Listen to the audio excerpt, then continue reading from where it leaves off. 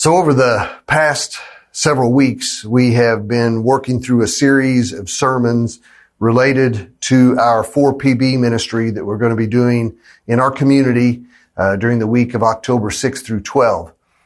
And all of this is designed to get our heads and our hearts in the best place possible so that we can be the most effective in loving our community in a way that we hope that Jesus would want us to love them.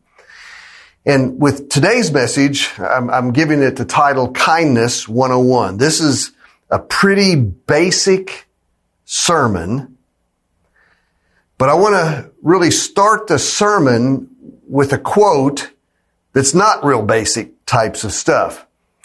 Let me just say first that this quote is not by this guy. This quote is about this guy.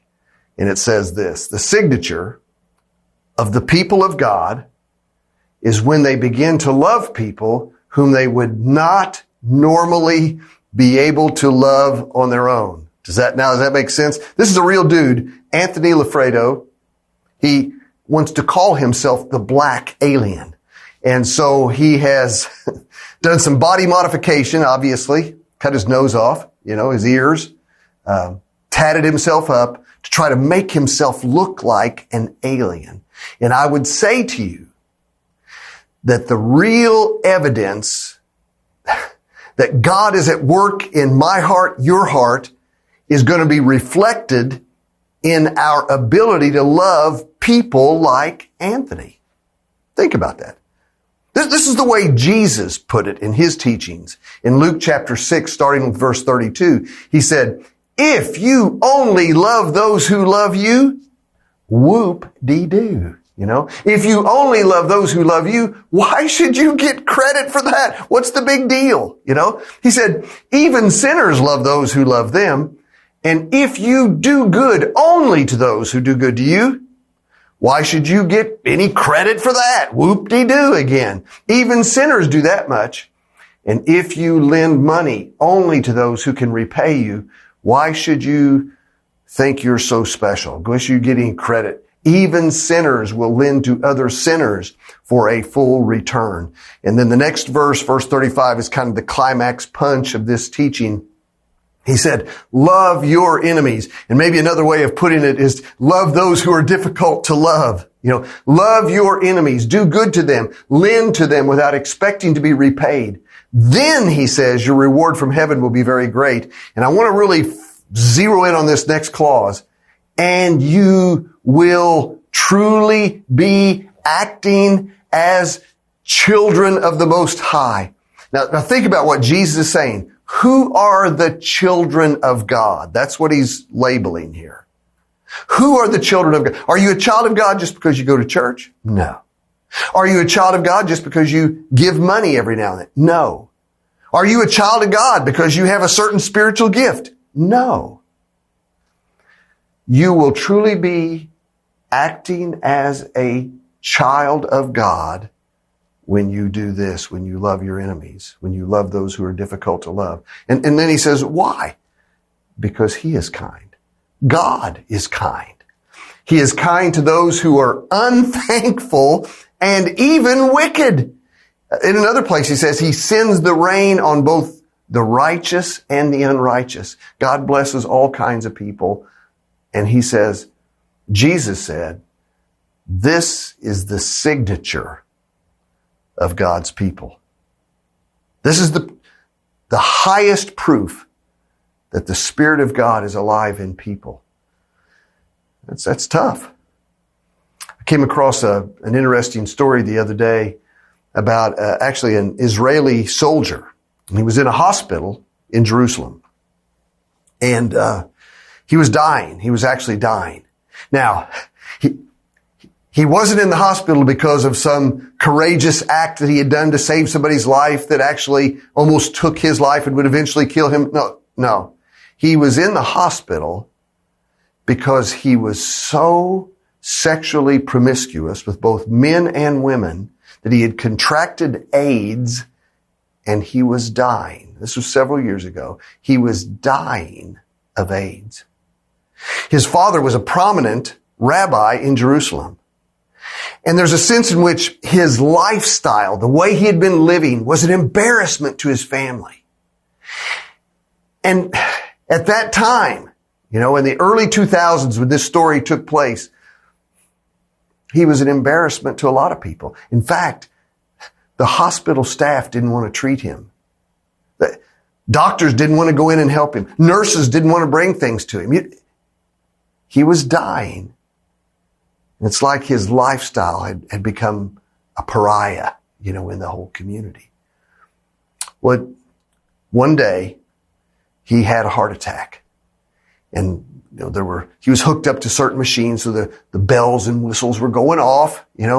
Something's happening. He's at a crisis, and nobody wanted to go into his room to help him. Well, it just so happened, according to the story, there was a Palestinian Christian janitor. And by the way, this Palestinian lived in a section of the West Bank. It's where he came from, where his family was from, where this guy had been a soldier. He was kind of famous for his brutality to Palestinians at the checkpoints, This guy knew his story. He knew his past. But when he heard those buzzers and whistles going off, that he was having a cardiac event and nobody was going into the room, it says in the story that his heart was filled with compassion. And he, again, this Palestinian Christian, an enemy to this guy, went into his room and began to try to apply CPR. The signature, the sign that you are a child of God, you are one of God's people, is when you begin to love people whom you would not normally be able to love on your own. People that are different, people that are hard. Think about that. Today I want to use a word. There's a word that I want to bring alongside of this message that I think illustrates this message. It's a word that I think is an important biblical word. It's the word hospitality. In fact, the word appears several times in the Bible. And normally when we think about hospitality, we think about having our friends over for meals, being hospitable to our guests in our home. And that is one version or one layer, one segment of the meaning of the word. But I've found it fascinating that the Greek word that is translated hospitality in English is the word philos. And it literally means loves strangers. The word xenos appears 14 times in the New Testament. 13 of the times it is literally translated strange or stranger. It's a reference to a foreigner, somebody who's different, somebody who comes from another place, And so hospitality at its very root, at its very basic meaning, is a reference to loving people who are different from us. People who you ain't from around here, that sort of an idea. In fact, here's one of those usages of the word hospitality in the New Testament. In Hebrews chapter 13, verse 2, it says, "Do not neglect to show hospitality to strangers. For thereby," in other words, by doing this, "some have entertained angels unawares." This verse is hearkening back to the Old Testament. Numerous stories, several stories, when strangers would come into town, foreigners would come into town, and the people would serve them, they would feed them a meal, they would take them into their home for the night, whatever it might be. They would show hospitality to them. And during the encounter would learn, hey, these are not just ordinary people, these were actually angels. And so the writer of Hebrews harkens back to those Old Testament stories and says, look, when you come across people that seem different to you, that they're from, not familiar to you, or maybe have different beliefs than you, come from different backgrounds than you, he said, I want you to show love strangers, show hospitality to those people, because sometimes you might be serving an angel, So So hospitality is a many-layered, many-splendored word, if you want to put it that way. You know, there's inviting your friends over for a meal. That may be one expression of it. But I want you to see something deeper to this word. To be a Christian is to be hospitable. To be hospitable is to learn how to love people, even strangers, even people who are different from us. And today with this message is kindness 101. I want to show you some layers, what I would think would be layers of hospitality that we can express as Christians in this world. And the first layer, again, very basic layer, has to do with our countenance. You know, it has to do with our face. It has to do with the look on our face, the way we smile at people, the way we approach people with a warmth on our face. One of the most basic ways to show love to strangers is how you look at them. How you look at them. And I know as I say this, there are some of you that are kind of feeling uncomfortable with this because maybe you don't smile a whole lot, you know? And there's some of you maybe need to smile a little bit more. Some of you maybe are listening to this and if you're going to be honest, you're kind of downright sour. You're a sour kind of person. And look, I understand. I know that all of us have ugly resting faces. You know what a resting face? Here's my resting face. A resting face isn't very attractive, okay? I'll admit it. We all have ugly resting faces. But we need to learn how to smile a little bit more, okay? I mean, well, I don't feel like smiling. I understand that. Sometimes I don't feel like smiling either. But I want to say to you on a very basic level, one of the first ways that we can show love to strangers is by how we facially greet them. Before we even say a word, how we facially greet them. Let me show you a couple of proverbs that I think are interesting that talk about your look. Okay? And they're both from Proverbs chapter 15, verse 13 and verse 30. Proverbs 15:13 says, a happy heart makes the face cheerful. Okay? And this one says, a cheerful look brings joy to the heart. Now I think both of these are talking about the look on your face, but they're talking about them from different perspectives. They both look at the look. They both describe a look, but the first one says, the status of your heart will many times be reflected in your face. In other words, a happy heart makes a cheerful face. If your heart's in a good place, it makes it easier to smile. You know, it'll be more natural to smile. And then this one says, a cheerful look brings joy to the heart. Whose heart? A cheerful look on my face will bring joy to other people's hearts, you know. So the look on your face reflects the status of your heart, and it can influence the heart of others. Now, I could say to you right now, I could say, well, look at the person in the room there next to you and give them a smile. And you know, if I ask you to do that and you did it, it would probably be fake. You know what I mean? We'll give them a fake smile. I don't want you to do that. I'm not going to ask you to do that, but I am going to ask you to begin to pray about your look. I want you to pray about your countenance. I want you to pray about, God, is there something wrong with my heart? Is there something wrong with the way I look at people and the way I greet people and the way I see people and the way I meet people? Because the first layer of hospitality, the first layer of loving strangers is how we look at them. Okay. Now, a second layer that I think is just maybe a step above this, it has to do with courtesy. It has to do with manners. You know, it's letting other people go before you.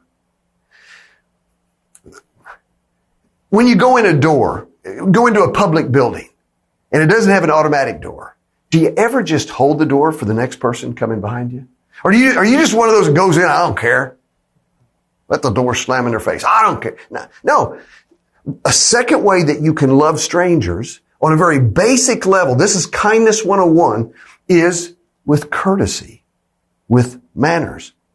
You've got your shopping cart at Walmart, at Kroger, and it's loaded with groceries, and you're headed to the checkout counter. And you get there at the same time as somebody else. To love a stranger is to let them go first. You're driving your car down Westwood Boulevard here in Poplar, Bluff, and on the right, you're going south, and on the right, there's Starbucks, and next to it's Goodwill. That's the next building you come across. And then the next one is KFC. And the next one is Burger King and Popeyes, that little place where they come out. And so there's a stoplight in front of you, and the stoplight's red, and traffic's starting to back up, and you're in the lane kind of almost right there in front of Burger King or KFC, and somebody's trying to come out. Do you ever just let them out? or do you one of these things? You just look straight ahead and try to act like you don't even see them over there. You just, I'm so focused on the stoplight. I can't. No, you can see those people. You just don't want to let them in. A second layer of loving strangers is simply with acts of courtesy. Can you ever let other people go ahead of you? Can you ever give way and let somebody else go in your place? Jesus said in Luke chapter 6, verse 31, do unto others as you would have them do unto you. You treat other people the way you want to be treated. This is the golden rule, and the golden rule is all about manners. It's how you treat people, Kindness 101 from Titus 3:2 is to speak evil of no one, to avoid quarreling, to be gentle, and to show perfect courtesy toward all people. You let them go first. Again, this is low level. This is basic. This is kindness 101. This is the most basic layers of loving strangers. It's with your face. It's how you look at them. It's the courtesy that you show them. And maybe give you a third one real quickly is how you contribute to them as well. How you contribute to the real and specific needs of people. A third way to love strangers is to do something for them, to bless them, to help them, to encourage them by doing something for them when they have a real and specific need. Last week, Sloan shared about the story in the Bible of the Good Samaritan, Jesus' great teaching on the Good Samaritan. And the Good Samaritan is all about contributing to a specific need of somebody who's different from you, a stranger, the Samaritan comes upon this man. He's been beaten and he's been stripped, robbed, and left to die on the side of the road. And he didn't have a first aid kit. How's he going to wrap his wounds with bandages? He used his own clothing. He used his own oil. He puts this man on his animal and he walks beside the animal. He's sacrificing left and right. He goes to an inn and stays with him, interrupts his schedule. He does all of this for that man. A third way that you can love strangers is by contributing to their specific needs. I've always loved this great teaching by Jesus. It comes from a parable in Matthew chapter 25, where Jesus said, I was hungry and you fed me. I was thirsty and you gave me a drink. I was a stranger. There's that word xenos, one of the 14 times it occurs in the New Testament. I was a stranger and you invited me into your home. I was naked and you gave me clothing. I was sick and you cared for me. I was in prison and you visited me. And what I love about this parable is how Jesus twist this around, and he said, they say, well, when did we ever see you and do these things? And he said, whatever you did for one of the least of these brothers and sisters of mine, you did it for me. And so I think that what I want to encourage people in our church as they are preparing for this 4PB ministry, I want them to think, every time you're getting ready to do something for somebody, don't think you're doing it for them. Realize you're doing it for Jesus. That's Jesus. That's Jesus. Do it for him. Let that be your motivation. I think this is a powerful teaching to help us in preparing our hearts for what we're going to do in service. Let's go back to Hebrews chapter 13. I want to look at the first 3 verses in this chapter. I think this is really good. The writer says, keep on loving each other as brothers and sisters. So he's talking about the church community. I want you to love each other. And then he says, don't forget to show hospitality to strangers. Don't forget to love the strangers around you. For some who have done this have entertained angels without realizing it. So Jesus said, when you serve, think that you're doing it to me. The writer of Hebrews says, when you serve strangers, sometimes you might be doing it to an angel, But I want to zero in on verse 3. He says, remember those in prison. And I want you to notice these 2 clauses that I've highlighted. Remember those in prison as if you were there yourself. Remember also those being mistreated as if you felt their pain in your own bodies.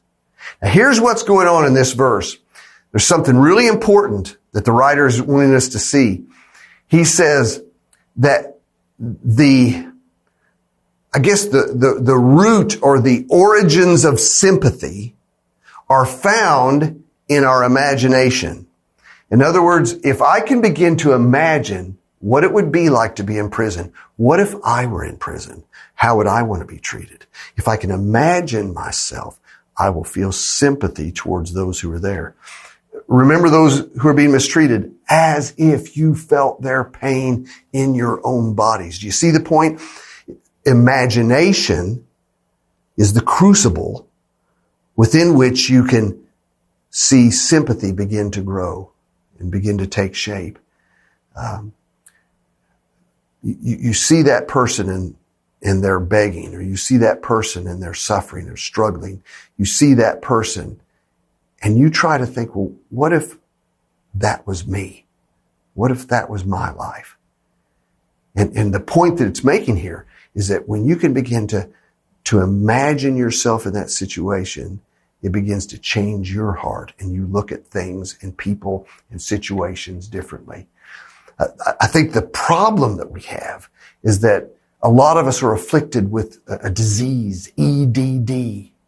You're familiar with ADD or ADHD, but many of us are afflicted with EDD, empathy deficit disorder. The problem with a lot of us is that we don't ever put ourselves in our minds in their situation, and we just don't feel it, and we just don't care. God help us with this deficiency, to get rid of this deficiency. Because when you can begin to see that person, it changes you. I read this story the other day about this guy that he was, every morning he was awakened by this bird, this northern mockingbird that was in the tree just outside his bedroom window. And that bird was so loud, made so much noise. He had to have quiet to sleep. And the bird was so annoying. He's, where's my gun? I want to shoot that bird. And he went outside. His wife got him the gun. He went out and he tried to shoot the bird. He couldn't get it. He wasn't that good of a shot, but he wanted to get rid of that bird. And for a couple of days, he would go out and try to shoot, couldn't get the bird. He said, I need to understand this bird a little bit better. And so he started reading up maybe what their patterns, what they thought like, what they liked and didn't like. Maybe that'll make it easier for me to shoot him and get him. And so as he read about this northern mockingbird, he began to learn. For example, the male mockingbird has as many as 200 different sounds that it makes out of its repertoire. Think about that. He thought, well, that's interesting. Males and females build their nests together. Well, that's interesting. It's not just the man's job. The women help in building the nest, building the house. And they may call on other mockingbirds to protect the nest in the event of an attack. Well, they've got a sense of community. They got a little paramilitary group here that they work together. And he was so impressed as he read more and more about the mockingbirds, that he became intrigued. His curiosity was awakened. And as he understood more about the bird, one day he actually said this to his wife, "These birds are incredible. They are fascinating." And the more he read, the more he learned, the less he was bothered, and the more that he was genuinely interested in these birds. Think about that. And this is the point of Hebrews 13:3. The more that I can put myself in their position, the more that I can try to understand where they've come from, the more love it will give me for them. The more that I will be sympathetic toward their situation. The more that I will be maybe even less judgmental about them. You know what I mean? I will care for them in ways that they deserve to be or need to be cared for, because I'm feeling what their life is actually like. The word sympathy comes from two Greek words stuck together, pulled together, sum pathos. And literally, to have sympathy is to suffer with, to imagine what their suffering is like. And this is what God is calling us to understand, to begin to imagine and then sympathize with the needs of others. It motivates us to love them the way they should be loved. The thing that's fascinating to me about our Savior Jesus is that the Bible says he was tempted in all ways as we are.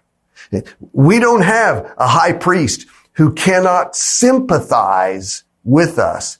He understands what it's like to be one of us. He loves us and he understands us, and he's given his life for us. His understanding and his love made his sacrifice a more beautiful thing. And he said, that's the way I want you to live out your life. Maybe today you are afflicted with EDD. God, help me with that. Maybe you're afflicted with a shriveled heart. God, help me with that. Jesus, today I pray that you'll take this very basic message about kindness 101 and use it to remind us of the kind of lives that you want us to live for you, that reflects your nature and character and makes a difference in our world. In Jesus' name I pray. Amen.